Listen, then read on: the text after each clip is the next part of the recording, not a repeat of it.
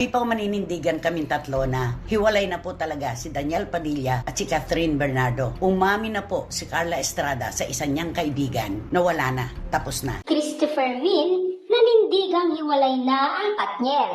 Carla Estrada, sinupalpal si Christopher Min. Nanindigan umano si Christopher Min na hiwalay na ang real-life couple na sina Daniel Padilla at Catherine Bernardo. Ayon kay Christopher Min, mismong ang ina ni Daniel na si Carla Estrada ang nagkumpirma nito sa isa sa kanyang kaibigan.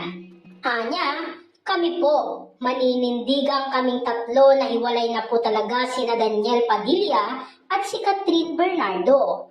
Umamin na po si Carla Estrada sa isa niyang kaibigan na wala na. Tapos na. Ang tanong na lang natin ngayon, kailan ito naganap? Nilinaw naman ni Christopher Min na ang kanilang mga sasabihin ay posibleng dahilan lamang ng hiwalayang Katniel at hindi galing mismo kay Carla. Ang tanong, kailan ito ipinanganak itong paghihiwalay na ito?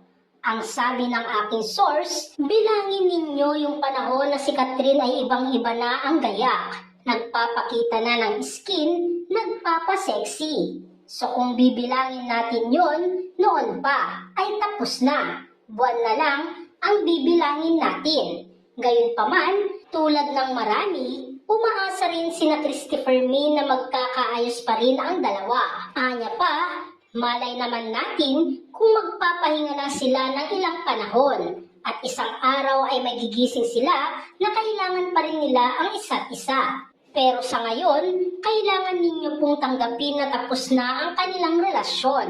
Ang kanilang love team nandyan pa rin. Pero yung puntong personal, tapos na yun. At iyan naman po ay nanggaling sa bibig mismo ng ina ni Daniel Padilla. Samantala, mabilis na pinabulaanan ni Carla Estrada ang umano'y naging pahayag ni Christopher Min patungkol umano sa hiwalayan ni Catherine Bernardo at Daniel Padilla. Ito ay matapos na ihayag ni Christine na hiwalay na ang dalawa gayong si Carla raw ang nagkumpirma sa isa nitong kaibigan. Sa kanyang Facebook page, agad na pinabulaanan ito ni Carla Estrada. Anya, ito po ay walang katotohanan.